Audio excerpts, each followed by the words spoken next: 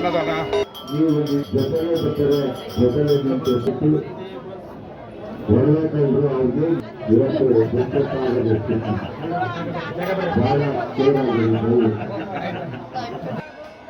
ಭಾರಿ ಜನಗಳ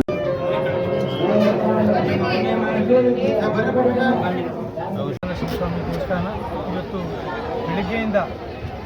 ಬೆಳಿಗ್ಗೆಯಿಂದ ಸುಮಾರು ಸಾವಿರಾರು ಜನ ಬಂದು ಇಲ್ಲಿ ದರ್ಶನವನ್ನು ಮಾಡಲಿಕ್ಕೆ ಬಂದೋಗಿದ್ದಾರೆ.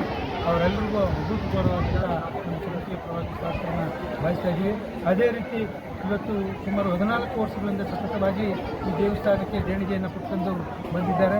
ಆ ದೇಣಿಗೆಯಿಂದಲೇ ಕಂಬದ ನರಸಿಂಹಸ್ವಾಮಿ ಕಟ್ಟಡ ಇರ್ಬೋದು, ಆಂಜನೇಯನ ದೇವಸ್ಥಾನ ಇರ್ಬೋದು, ನಮ್ಮ ಜಗದರಾಯ ಸ್ವಾಮಿ ದೇವಸ್ಥಾನ ಇರ್ಬೋದು, ಮಹಾಲಕ್ಷ್ಮಿ ಮಂದಿರ ಇರ್ಬೋದು, ಅದೇ ರೀತಿ ಮೆಟ್ಟಿಲುಗಳಿರ್ಬೋದು, ರಥೋತ್ಸವದ ಬೀದಿ ಇರ್ಬೋದು, ಬ್ರಹ್ಮ ರಥೋತ್ಸವನ ರಥದ ನಿರ್ಮಾಣ ಇರ್ಬೋದು, ಮತ್ತು ವಿಗ್ರಹಗಳು ಎಲ್ಲ ಥರದ ವಿಗ್ರಹಗಳನ್ನೂ ನಮ್ಮ ಏನು ನಮ್ಮ ಭಕ್ತ ಮಹಾಶಯರಿಂದ ಬಂದಂಥ ದೇಣಿಗೆಯಿಂದ ಈ ಒಂದು ಕಾರ್ಯಕ್ರಮವನ್ನು ಮಾಡ್ಕೊಂಡು ಬಂದಿದ್ದೀವಿ.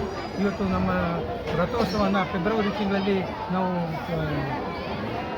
ರಥೋತ್ಸವವನ್ನು ಮಾಡಬೇಕು ಅಂತ ನಾವು ರಥಸಪ್ತಮಿ ದಿನ ಮಾಡ್ಕೋಬೇಕು ಅಂತ ನಮ್ಮ ಗ್ರಾಮದ ಮತ್ತು ಎಲ್ಲ ಮುಖಂಡರ ಮುಖಾಂತರ ನಾವೆಲ್ಲ ಮಾಡಿದ್ದೀವಿ. ಈ ಒಂದು ಭಕ್ತ ಮಹಾಶಯರು ಎಲ್ರಿಗೂ ಒಳ್ಳೆಯದಾಗಲಿ, ಮುಂದೆ ನೀವು ಇದೇ ರೀತಿ ಸಹಕಾರ ಮಾಡಬೇಕು. ಈ ಒಂದು ದೇವರ ಅನುಗ್ರಹ ನಿಮ್ಮೆಲ್ಲರಿಗೂ ಲಭಿಸಲಿ.